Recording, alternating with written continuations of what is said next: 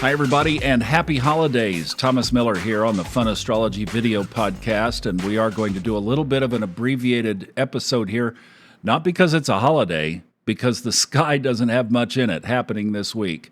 So we have the blend. We have the holiday, and we have a lighter energy in the sky. Let's jump into it here. The biggest thing happening especially on Monday, is, and probably for the whole week, Mercury turns retrograde. Now, this happens at about 9:43 p.m. Eastern Time, Monday evening. But Mercury, as you can see right here, that little red S is stations, meaning that it starts to slow down, it stops, it stations, and the next thing you see in a few minutes with Mercury is that it starts to go backwards in the sky. That will last until December 15th, and you notice that it is starting its retrograde at 22 degrees in the sign of Sagittarius. It will walk its way back to 6 degrees Sagittarius, so it'll be about right there when it turns direct again in December. Now, as Mercury goes retrograde on Monday, I've skipped up now to Tuesday, and we have this exact aspect with the Sun, the north node of the moon over here, the south node of the moon over here. For the north node, this long one is a trine aspect, and this one is a sextile. That's basically about the halfway point as the sun will continue its trek, and in December, on December 23rd, it will be in a square position with the nodes of the moon. And that, when we back up from it 21 days and go forward from it about 7 days, that's what's known as the moon wobble. It's a term coined by Carl Payne Tobey about 100 years ago. Well, he didn't coin it. Actually, Grant Louis did, hearing about Carl Payne Tobey's work. But this is kind of interesting because this guy was working for an insurance company, and they were trying to correlate when house fires are most likely to happen.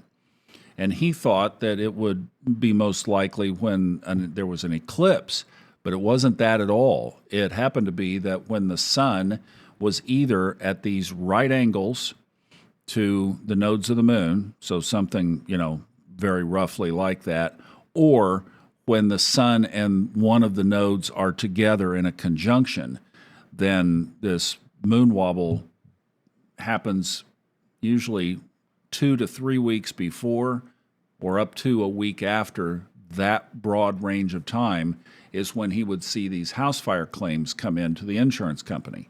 And that's where this thing got started.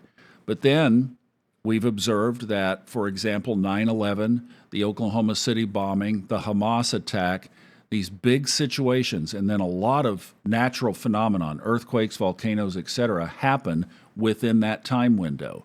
So this is something that's with us, just like Mercury retrograde, about every 88 days on average, and it's something that often overlaps with Mercury retrograde, as it will this time. So between December 2nd, when the moon wobble begins, through December 15th, when Mercury goes direct again, we're going to be overlapping these two phenomenon when abnormal things tend to happen on planet Earth.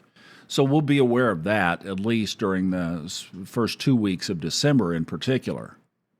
Now, here's something different that I wanted to show you for this week. And I got to thinking about this, and it was actually spawned by, we're going to have Elisa Dixon come in and do the audio podcast on Wednesday, and she's going to mention something that got me thinking about the void of course moon. Now, the void of course, if you're not familiar with it, is basically when the moon is between changing signs. So, for example, we're going to look here at Wednesday, and you notice that the moon enters Scorpio here. This is Eastern Time. That's the moon moving into Scorpio at 7:20 p.m. on Wednesday. All right, but before it does that, it always aspects a planet before it doesn't aspect any more planets before it changes signs. Okay, now let me try to explain that. So if you see here, this is a really long void of course, and that's what Elisa is going to talk about on Wednesday, because obviously this is the day before the holiday, so it's a busy day for a lot of people, and the moon is in between signs for over 15 hours on Wednesday. So the moon sextiles Mercury at 4:14 in the morning Eastern on Wednesday. And then it doesn't make any more aspects. As you can see, there's no lunar aspect here. These are other configurations. It doesn't make any other aspects until it moves into Scorpio. And that period right there is called the void of course. And you can see here what this is saying. This is from my Honeycomb Almanac, just the page for this week. And you can see that the moon is void of course for 15 hours and 6 minutes. So this week, fortunately, we have 2 positive aspects.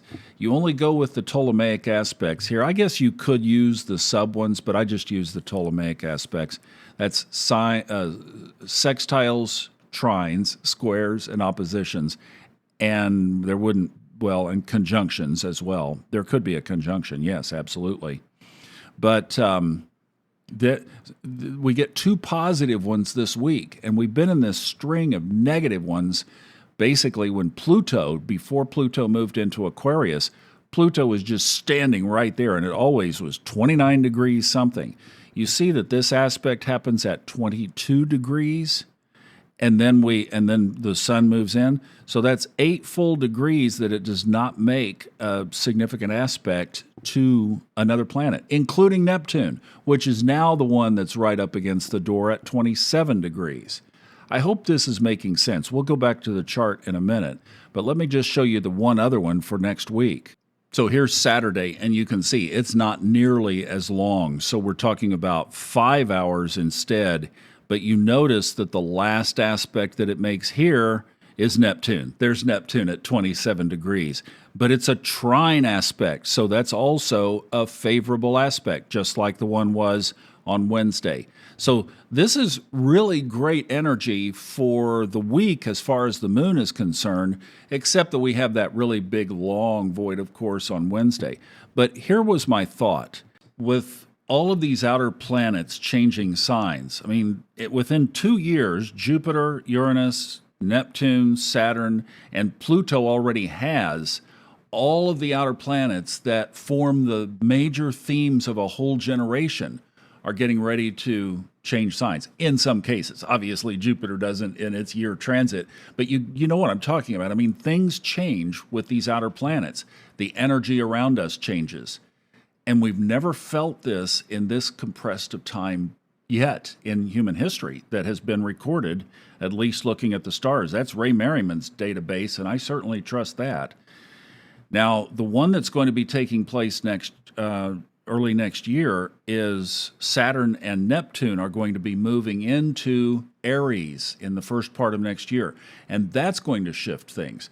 And I just thought with all of that broadly going on in such a tight period, and that the energy is going to be a lot for us, and that, we don't know, but if things get a little crazy here over the next 3 months, which there are indications in the chart that they could, it's possible, it doesn't mean it's going to happen, then maybe what we should do is stay a little closer to this last aspect before the moon goes void of course system, and keep in mind the voids of course, realizing fully that we can't just shut our lives down because of what the moon is doing. I mean, I get that, totally get it. But if we had it in our mind, what's going on, I think it might give us a little bit more added compass. So I'm going to be doing that on the audio podcast every day. And of course, the audio podcast is also played here on the YouTube channel. So you can pick that up. And also we have a resource for you, funastrology.com/moon. Kristin Lawhead provides this calendar for us, and she does a beautiful job. She makes it pretty for us to enjoy, as well as all the functionality that you need. So you can download it right from that page just by right-clicking, or you could always just call it up and see where the moon is, and we'll have it on the audio podcast. So we'll try to keep it very up to in our consciousness, up to date, so that you know what's going on and kind of how to apply it as well. Now, there's one more direct aspect that we could mention, and that's the one that you see highlighted here. The sun will be in this trine aspect with Mars. That's going to add a lot of extra power to the day on Wednesday, the day before Thanksgiving. And Elisa Dixon is going to talk about this on the audio podcast, and she has a wonderful description about it. So I'm going to save most of that for Wednesday's episode, but just know that there's both things could happen here. We could have Mars power, which it's in a fire sign, Leo, so it does want to express itself, and it might want to express its unwelcome opinions, if you know what I mean, in the holiday context. So one thing is, if you feel like you want to be a little aggressive, pull it back. If somebody else is being a little aggressive, are they conscious? Are they not conscious? Of course, that's the starting place. But the other thing is it could lead to some conflicts there. The other thing is it could almost offset that lunar void, of course, because it does give us a lot of extra power. And Elisa talks about all of that, puts it all together beautifully for us on Wednesday.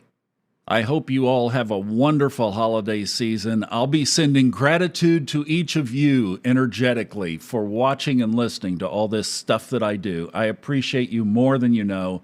I love you. I hope that you'll subscribe to the channel if you have not already. Like this video. Have a wonderful holiday if you're celebrating it this week. And thanks for watching.